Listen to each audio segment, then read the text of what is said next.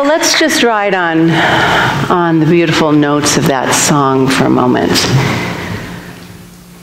And imagine this new dream, this new world, this new life that wants to be born. Each of us is impregnated and is filled with God, with spirit, with love, with possibility right now. There is a purpose that we've been designed for. We are the ideas of God in expression. We are the divine sparks of life. So that there is a purpose for each of us, and it's already in us to evolve and grow into this dream I see from that song of a cooperative world working together for good, for love, for light. That's our journey. That's our journey. I don't know where we are on that journey right now. It seems like we're in a planet that's really, really, really stressed out. And you know why that is? Because the human beings on the planet have forgotten who we really are. Ernest Holmes said the worst thing we can practice is dualism. And he has it in big letters in the textbook. Because the main tenet we stand upon is that there is only, and as Ernest Holmes said a lot, one. There's only how many? One. And we got to realize that. Different expressions, thank goodness, of the one, or how boring this life would be, but there's only one. So you and I are here to learn how to listen to the wisdom that already resides within us. It's always there. We just have to be available to it. Our humanness has the ability through our ego and our human will to deflect all the goodness and the wisdom and the purpose that's in us. So we've been talking about for the last 4 weeks the book by Don Miguel Ruiz, The Four Agreements. Now, Don Miguel Ruiz is a shaman.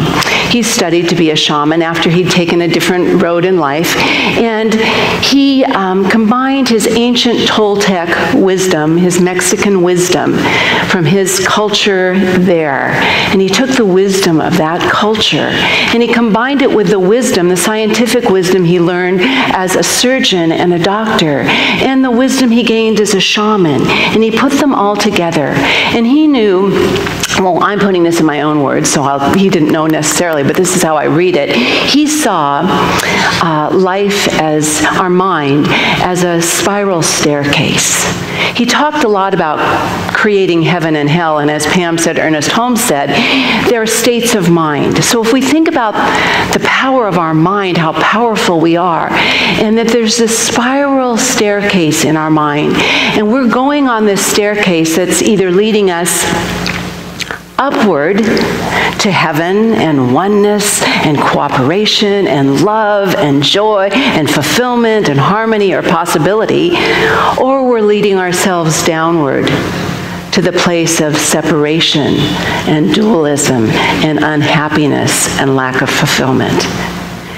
And he tells us these 4 agreements, and the first 3 are the inward journey. Because if we're going to change the world, we have to change ourselves, because that's really the only thing we can do. So the first 3 agreements are all about things we have to do within ourselves, so we can make a space to be available to the wisdom that wants to express through us right now and always. He says, be impeccable with your words. Speak the truth, so you don't block up your life with a bunch of lies and misconceptions. So be impeccable with your word, especially about who you are. You and I need to think highly of ourselves. We need to get rid of guilt and disliking ourselves. We are perfectly made to do the function and the purpose we're meant to do. And we can, how often do we say, oh, I'm just not enough? I don't have enough. And if we're creative beings and our thoughts create things, what are we creating? Not enough. So if we change that and say, I am enough right now, be impeccable with your words, I am enough, then what are we going to create? And what are we creating? Enough right now. So be impeccable with your word, and then don't take anything personally. The only thing we can do is take care of ourselves. We can't deal with what other people say about us. That's about them. Don't take anything personally. How are you doing on that one? Okay, just checking. And then don't make assumptions.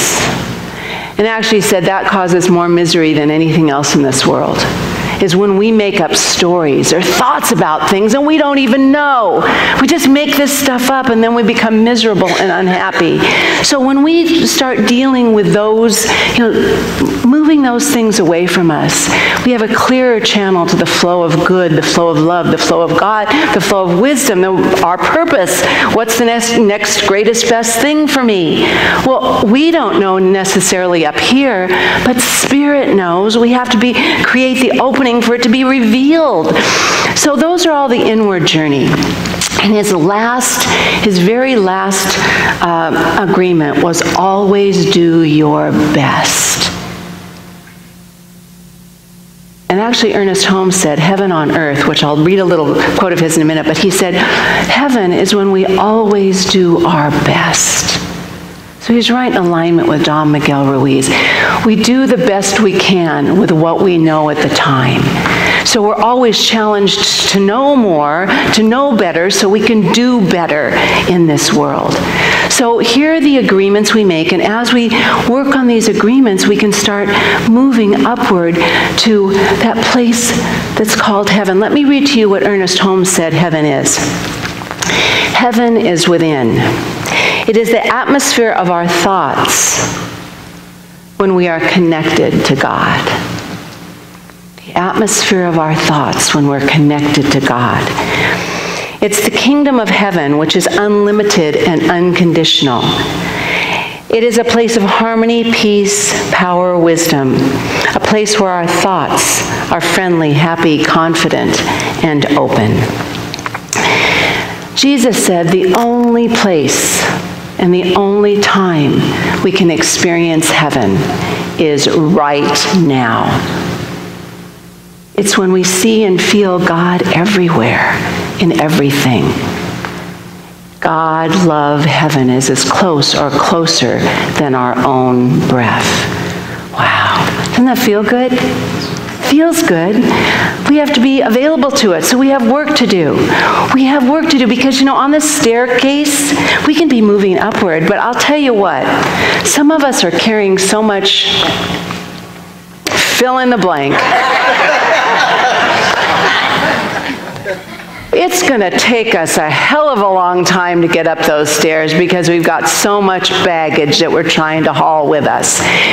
Whether we believe it or not, everything in life happens for our good, for us to grow, and for us to learn.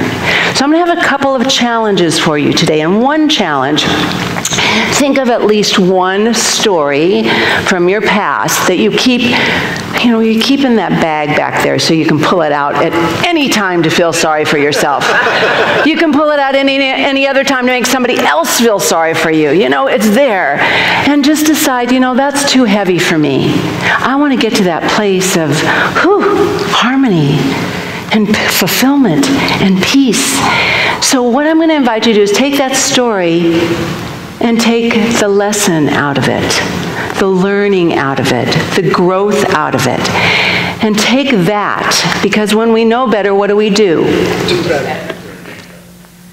So if you put it here and you drop the load and let go of the story, your baggage, your load becomes much lighter.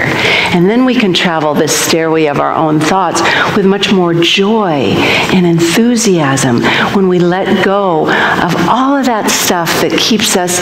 We can decide how fast we go on this journey, and we can decide which way we go. It's up to us.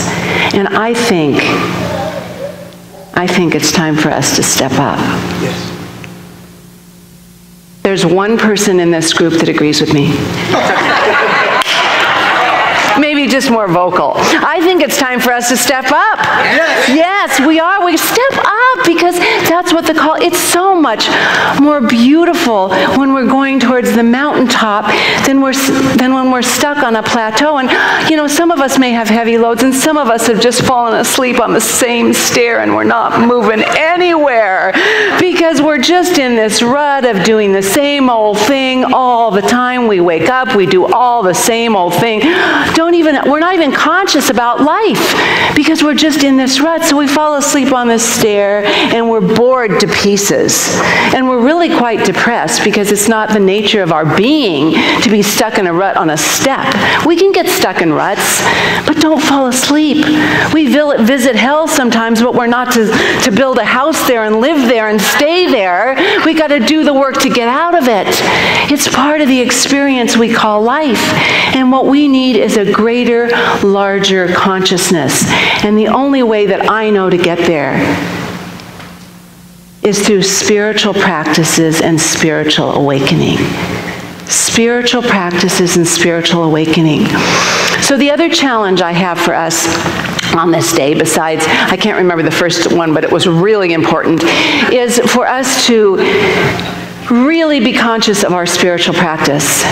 And if you get up tomorrow morning habitually, and if you have work to go to or whatever, that's fine, then get up a few minutes earlier. But I want you to be very conscious of creating that space. Creating the space for Spirit to come through. Create the space. Even if I don't know, the God within me knows, the light within me knows, whatever you want to call it. Spirit within me knows. Whatever the question is, that's the answer. It's already there. Make that space. Break a habit. Break an old routine. Do something new, please. I promise to do it too. I do. Because it's so important for all of us to get this greater consciousness. And I want to share something that, this is again, Ernest Holmes talks so much about heaven and hell because he agrees they're states of mind, and it's all about our mind opening to something more. And he says we all can conceive, and this doesn't mean just some of us. All of us can conceive a greater good than we have so far experienced. We all have within our own minds the ability to transcend previous experiences, let go of the baggage, and have be triumphant over them. But we shall never be triumphant while we persist on the same mental reactions as we always have. Are you getting what I mean? We got to break it and change it. He said we must expand our thoughts and live in the possibility. And you know what Einstein is credited with saying. Insanity. What is it? Is doing the same thing over and over and over and over and over again and expecting different results. Who feels insane right now? It's okay, raise your hand, because it's a crazy, chaotic life right now. It's okay, but there's hope for us. There's hope for us because God is ever present everywhere, always. You know where I found God this week? In the bowling alley. I did. It was a fun experience, but I was in awe. So we met down in San Marcos. We met our family down there for our grandson's 13th birthday. And it was Deanna, Brooke, Will, Jeremy, me, Kirk, and then they had another little family that was there with a 4-year-old who had just broken her arm, and it was really sweet. But I have strong people in my family, physically strong. I'm not one of them, but Deanna and Brooke work on it. They have jobs that they do. They have land that they're working on. They are strong women. And their oldest son, well, he's big and he's strong, and they're strong, and Kirk's strong, and Jeremy and I are a little smaller. We're strong in other ways, but we've got strong people. But our bowling is totally erratic. I mean, it is like so erratic. We crack up, really good ball, and then, well, I only got to bowl one ball because I must have taken a ball too heavy and I blew out my neck, and so I was put on a team with a 4-year-old with a broken arm. But we got a better score at the first game with most of them because she had the little thing that went down like that, and anyway. So after the first game, I don't know if Deanna's score was the highest, but it was there. She got 60. So So we were like, oh my God, this is, we were having fun, but we were cracking up. It's like, but you get frustrated when you do a great ball and then the next one's a gutter ball and you're going, I don't get this. So about, several balls to the second game, Deanna was still a little erratic. She did throw a spare or a strike or something. She said, you know what? I find I do better when I bowl for, or when I do something for something greater than myself. She said, I do better if I've got this thought of something bigger there. So it was her turn. She took the ball. She looked around and she goes, I do better when I do something for something bigger than myself. She goes, I am bowling for the refugees in Syria. Strike. Okay, all right. One time was good, right? Next time she goes, okay, this time I'm bowling for the grasses of the ocean. This is true. Strike. This time I'm bowling for my favorite place on earth, the island of Kauai. Strike! I'm sitting there going, oh my God. I mean, we don't bowl like this ever in our whole life, ever. The next one was for Jeremy's 13th year, for 13th birthday. Strike! I don't even remember the last one. But her last ball, do you remember, Kirk, what the last one was? I don't remember, but it was a strike. Was God speaking to us then? Yeah. It's time to be part of something greater than ourselves. Yeah. Well, I could hardly speak because it was just like, okay, Spirit is so close, but we've got to get out of our own way. We can't be in our way anymore and believe that we're small. We don't have to bowl 5 strikes in a row to know that, but we have to get out of our own way and make the space for something bigger. If I say God's wisdom is always here, well, what I know is that God is love. And if we're made in the image and likeness of God, we are made in the image and likeness of love. There's no difference. So if we have any question at any time, God cannot stop loving because God is creative, ever loving, ever creating, ever giving us what we need. We need to be available. So say after me, I'm available, to all the good that is present right now. I let go of anything that's getting in my way. I really do. Right now. And so it is. Okay, then you have to be quiet after that. Because we're doing a meditation right now. But I have one thing to say. This is a little trick. Things can be tough right now. Well, I think they always have, but they're in our face more than ever. I want you to put this next challenge in your pocket. Maybe, I don't know, put it somewhere where it's close. But when you're in a situation that is a little shaky, or you hear things that just don't feel good, you turn on the TV, whatever, I want you to say, oh, that's love in disguise. Oh, that's Spirit in disguise. Oh, that's Spirit in disguise. Whatever works for you, and then pick the lesson you're to learn from that. What is it trying to teach you? More compassion, more love, more listening, to turn off the television. What is it teaching you? I don't know, but that's our new motto. So you have 3 challenges a day. If you just remember the last one, it's fine. But do one thing. Get up. Make space for Spirit. In the morning is when we're the most available. We need to do that. Whatever time you get up, take time to make room for Spirit to guide your day. Now, I want us right now to step into that new world right now, into the greater consciousness. So I'm going to ask you to unwind yourself.